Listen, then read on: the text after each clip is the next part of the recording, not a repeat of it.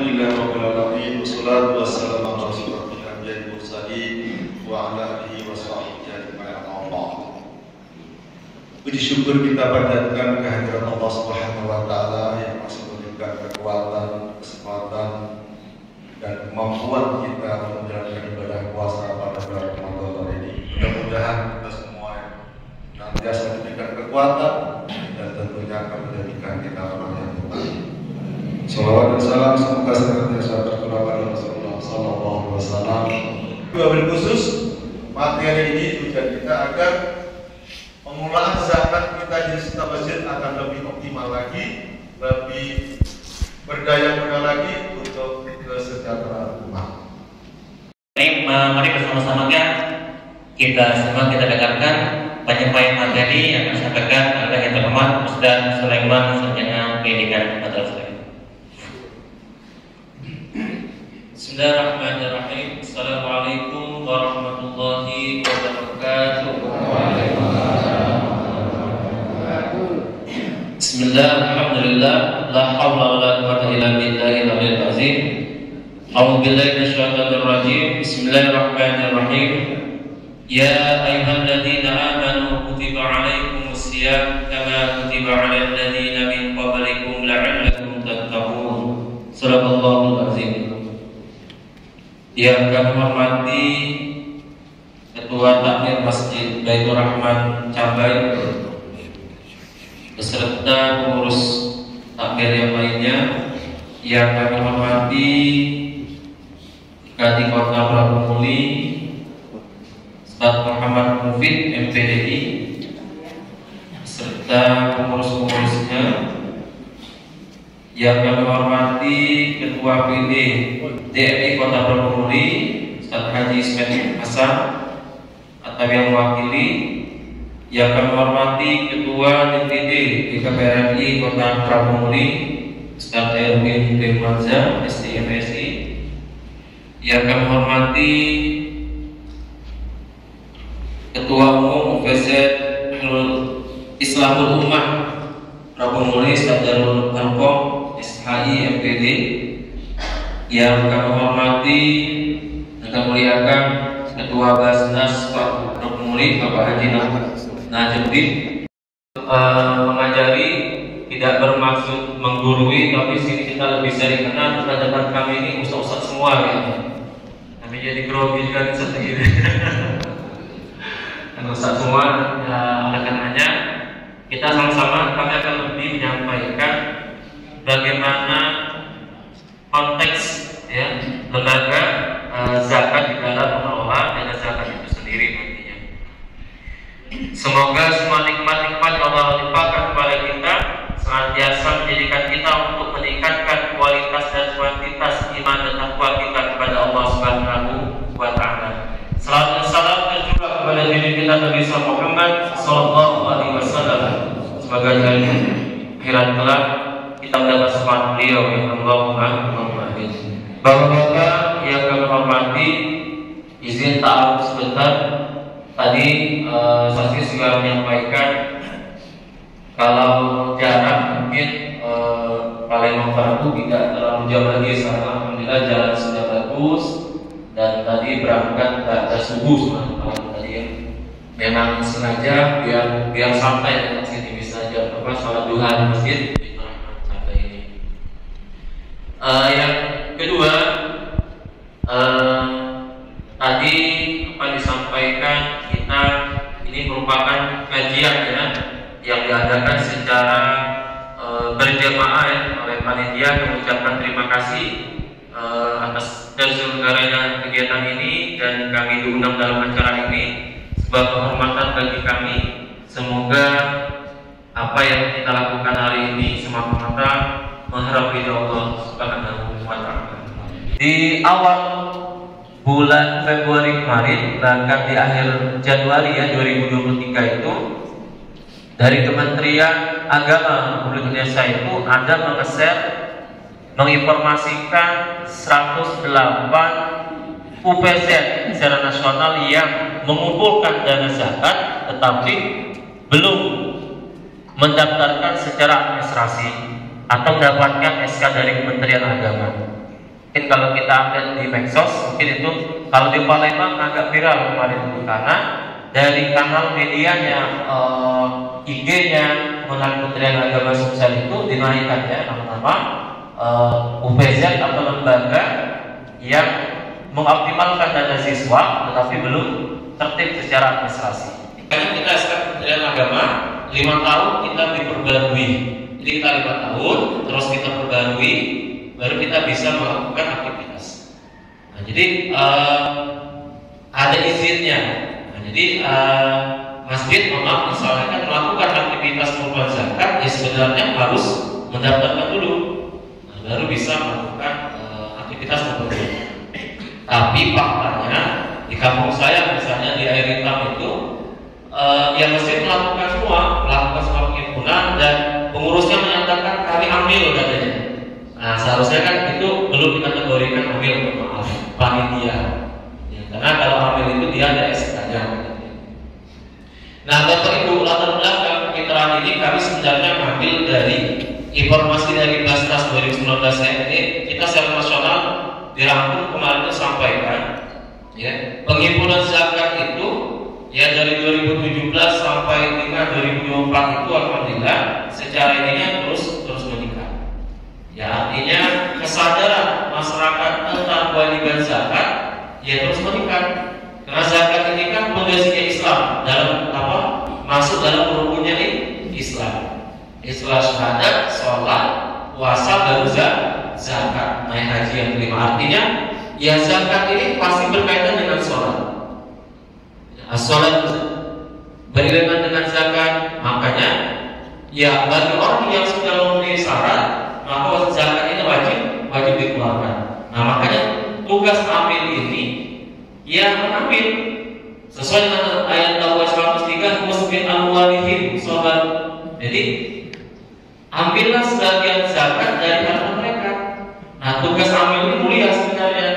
Jadi tugas yang disebutkan oleh Allah SWT dalam Al-Quran, profesinya sebagian orang mungkin masih menganggap amil itu tidak keren misalnya gitu, Bapak Ibu semuanya. Padahal tugas amil ini sangat mulia.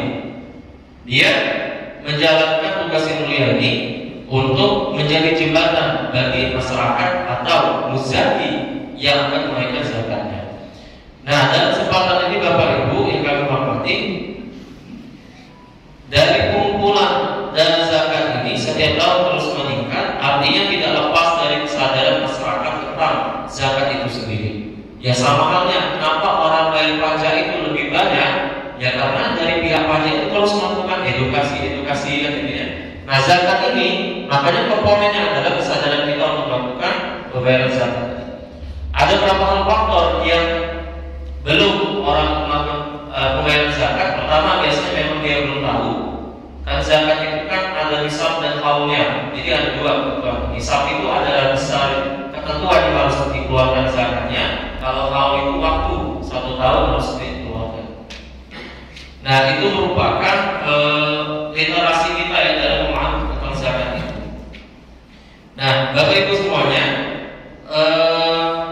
potensi zakat ini secara nasional itu yang luar biasa ya. 2019 2020 itu virus Basnas sampai 216 sampai 217 triliun secara nasional potensi zakat. Nah bayangkan kalau 200 triliun itu bisa dioptimalkan, ya rasanya sudah kata MC tadi kan nggak ada yang miskin lagi kayaknya. Nah, jadi nggak ada lagi yang menjadi mustahil, mungkin sudah mustahil kalau 200 triliun itu. Tapi faktanya apa? Kita baru bisa 8% ya, yang bisa kita optimalkan. Nah ada dua faktor. Yang pertama tidak tercatat di lembaga yang resmi, baik itu Basnas maupun Basnas. Ya. Yang keduanya apa? Faktor belum pahamannya kitanya jamaah atau masyarakat tentang kewajiban zakat ini. Ya kalau melalui Basnas pasti tercatat, melalui Basnas kayak rumah zakat dia pasti tercatat karena kita wajib memberikan bukti kuitansi kepada muzaki. Nah pada hakikatnya sering kita bertanya zakat penghasilan, zakat mal. Padahal zakat itu pada hakikatnya dua, zakat fitrah, zakat mal. Kalau zakat mal ini ya banyak, zakat emas, zakat simpanan, termasuk zakat masalah itu bagian dari zakat mal juga. Nah, jadi rumah zakat sering menerima ya pertanyaan, apa sih bedanya zakat mal dengan zakat penghasilan? Karena zakat penghasilan kami sudah bayar sebulan sekali, Pak. Terus zakat mal 1 tahun sekali bayar. Nah, ini sudah sharing ya, Bapak-bapak semuanya, karena banyak guru-guru kami semua dari KADI dan lainnya dari MUI mungkin hadir dari Basnas juga. Kalau cara masalah fikih ini melebar ya, tidak akan sama gitu. Nah, kalau zakat dalam menentukan nisabnya zakat penghasilan itu kita 520 kg beras. Nah, kita berdasarkan pendapat dari Syekh Yusuf Al-Qaradawi. Nah, jadi Bapak Ibu, kalau kita punya penghasilan ya minimal 5.200.000 per bulan, berdasarkan nisab ini, maka kita wajib 25% ke keluarga zakatnya. Misalnya kita ada aktivitas sebagai pegawai, sudah memiliki gaji misalnya 5.200.000 minimal, berarti 25% harus kita keluarkan. Nah, terus zakat mal, zakat mal ini tidak ada perdebatan. Kalau zakat penghasilan, mohon maaf, biasa di kalangan masyarakat masih banyak berdebat ya, karena katanya dalilnya tidak terlalu kuat, apa-apalah gitu kan. Nah, kalau zakat mal, kuncinya dua syaratnya. Satu nisab, duanya haul. Nisabnya 85 gram emas, ya, minimal penentuan zakat. Artinya kalau emas saat ini update misalnya 1 juta per gram, berarti kan kalau 85 gram emas 85 juta. Nah, kalau bapak-bapak, ibu-ibu ada simpanan minimal 85 juta, terus sudah tersimpan 1 tahun sebagai haulnya tadi, maka wajib 25% dibayarkan. Zakat yang wajib bagi kaum muslim. Jadi seorang Islam dia wajib keluarkan zakat fitrah ini. Nah, apakah ada ketentuan orang yang bukan zakat ini? Ya semuanya. Kalau zakat mal ini kan ada ketentuan kan, nisab sama haulnya. Terus zakat fitrah ini kita wajib. Berasnya apa? 2,5 kg kita bayarkan berasnya. Dan perlu kita tahu bersama, bapak semuanya, ya zakat fitrah ini kan yang kita konsumsi. Jadi ya kalau kita konsumsi misalnya berasnya beras yang bagus, ya zakatnya harus beras itu juga. Jangan beras kayak kita makan, mohon maaf, 2.000 kilo misalnya, 20.000 kilo misalnya. Tapi kita bayar zakatnya pakai beras ini misalnya, beras yang bawah itu misalnya kan, nah itu tidak ada. Makanya apa yang kita makan itulah kita zakat. Nah, yang berikutnya, selain yang mengeluarkan zakat, ada yang terima. Nah, yang terima itulah yang harus kita innamas shadaqatu lil fuqara wal masakin wal 'amilin dan seterusnya.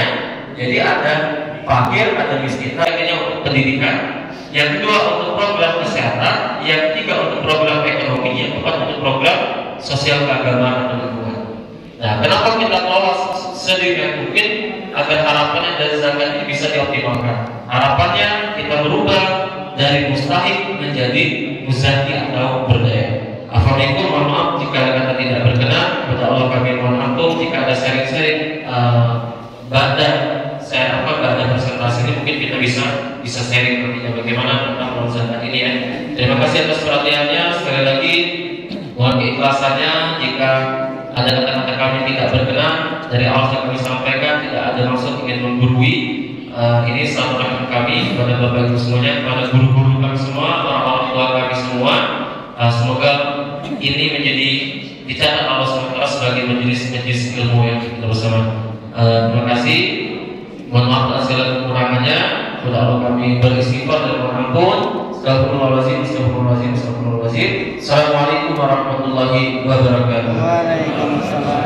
Waalaikumsalam warahmatullahi wabarakatuh. Baik, demikian tadi penyampaian materi tentang manajemen dan dari rumah zakat ya.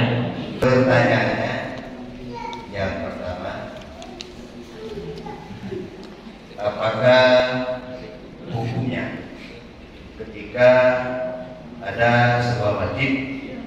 yang tidak mendapat SK resmi dari Basnas berarti dia tidak berkewajiban sebenarnya, tidak berhak memungut atau mengelola zakat. Namun dilaksanakan, itu yang pertama. Yang kedua, bagi yang punya SK, di situ tertera berkewajiban menyetor hasil pengumpulan zakat itu sudah zakat mal, menyetorkan ke Basnas sebanyak 25% atau 2 asnaf yang tidak dapat disampaikan oleh BPJS sendiri, jadi melalui pemerintah dalam hal ini Basnas. Nah, tetapi dalam pelaksanaannya ada masjid yang tidak nyetor, barangkali dengan alasan air kecil dapat cuma 2 juta. Ya. Jadi ini pertanyaannya hukumnya. Pak Ustaz, terima kasih atas sharingnya ya, atas sharing tadi. Ya, sebenarnya apa yang kami sampaikan tadi sebuah edukasi sebenarnya untuk kita bersama tentang pentingnya regulasi tadi. Jadi kita amal 3 ada di amal regulasi syariah NKRI. Jadi secara syariah barangkali di sana itu di kelas itu mereka ada usaha kayak gini kan, mereka sudah tahu hitungan zakatnya, saya lebih paham ya, lebih paham. Tapi secara regulasi, nah ini yang kita harus dipahami. Kita nggak boleh ego juga kan, artinya ya apa yang menjadi aturan harus kita ikuti. Kami yakin ya aturan itu untuk mengatur agar kita sesuai dengan apa hukumnya. Nah, tentang pertanyaan sharingnya tadi, apakah website yang belum memiliki SK itu boleh secara hukumnya? Nah, ini saya konteks mendudukannya konteks secara aturan. Kalau secara aturan ya jelas tidak boleh. Secara aturan ya, itu jelas sekali karena yang memberikan rekomendasi itu Basnas dan mengeluarkan SK itu Kementerian Agama. Nah, jadi dan yang berhak melakukan zakat infak sedekah itu yang sudah memiliki izinnya tadi, ibaratnya SIM, izin apa pengemudi ya. Nah, jadi kalau belum punya SIM ya was-was lah kira-kira seperti itu. Nah, yang kedua ini tetap dalam umat, dan umat ini mohon maaf sangat sensitif sekali Bapak Ibu. Apalagi kemarin isu pajak dan zakat ini kalau sudah ada masalah, sudah kita ini umat Islam kena semua. Islam kena semua. Jadi kita sama-sama kalau kami menyampaikan, menyarankan, ya kita harus taat regulasi juga. Makanya kalau secara hukum itu tidak boleh. Nah, secara syariah tadi saya bilang mungkin ada usaha di dalam itu kan. Saya tidak menyampaikan atau menyatakan hukumnya haram tidak ya. Karena bisa jadi cuma administrasi saja mereka belum lulus. Nah, tapi secara syariah saya yakin mereka sudah sesuai ya. Tapi secara administrasi mereka belum. Nah, itu yang kedua pertanyaannya tadi, apakah apa yang kumpul tidak kumpul ya? Nah ini tadi kan potensi zakat itu sampai 217 triliun, sedangkan terserap secara nasional baru di 6 sampai 8. Artinya kan baru berapa yang terserap? Nah, asumsi kami berkeyakinan terkadang pondok pesantren mengumpul zakat mana dan itu tidak dilaporkan. Nah, artinya sehingga potensi yang besar ini sebenarnya sudah terserap sebenarnya, tetapi tidak tercatatkan. Kenapa? Tercatatnya itu kan melalui 2, 1 melalui Basnas, 2 melalui lembaga zakat.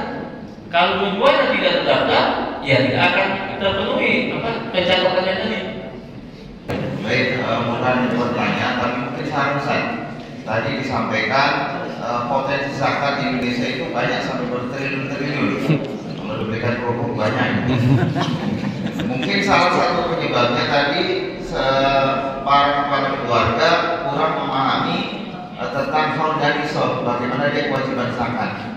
Mungkin bisa ditampilkan Ustaz di sini biar mungkin peserta yang ada selaku kepala keluarga dihitung selama penghasilan kita sudah terkena kewajiban zakat atau belum.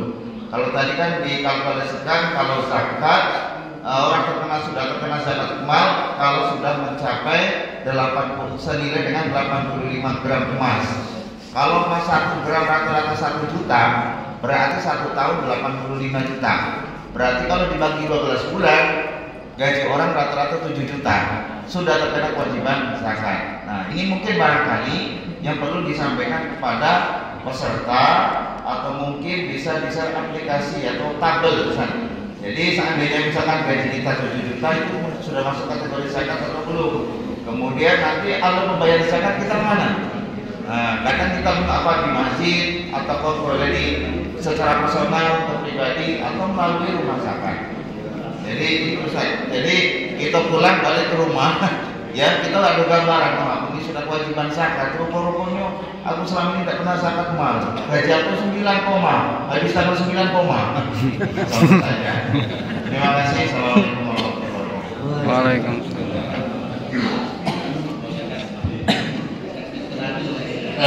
Baik, nanti paling saya share via WA-nya Sesungguhnya tak tolong share ya. Dari memastikan bahwa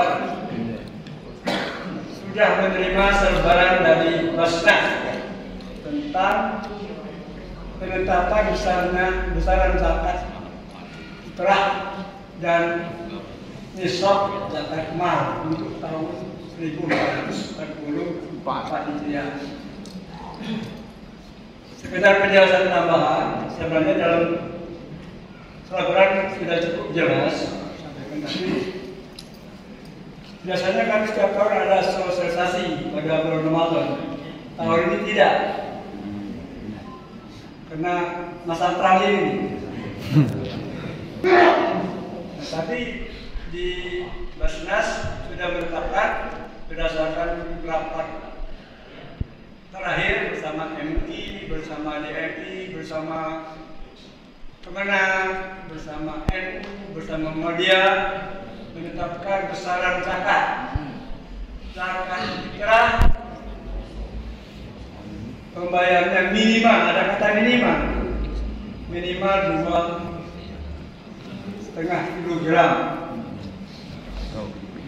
beras yang dikonsumsi. Jadi kalau kata Pak Ustadz tadi, kalau makan beras premium, bayar beras premium. Kalau diasumsikan dengan pembayaran uang, itu minimal 30.000 rupiah.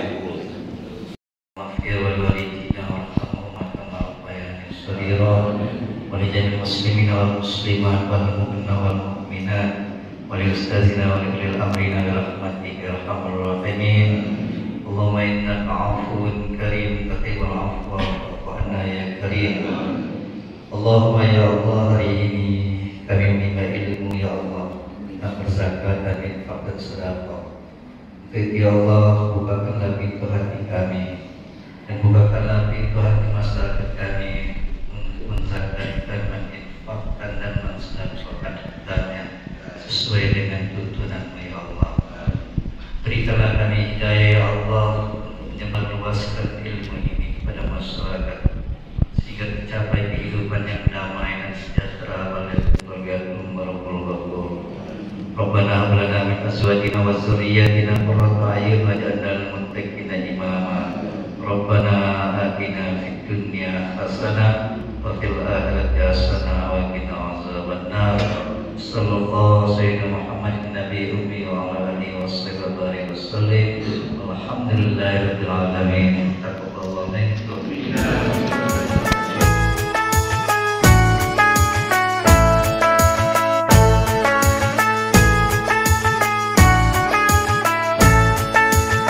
Ramadan tiba, Ramadan tiba, Ramadan tiba. Marhaban ya Ramadan, marhaban ya Ramadan, marhaban ya Ramadan, marhaban ya Ramadan. Ramadan tiba, Ramadan tiba, Ramadan tiba. Marhaban ya Ramadan, marhaban ya Ramadan, marhaban ya Ramadan, marhaban ya Ramadan. Ramadan tiba, semua bahagia, tua dan muda bersama.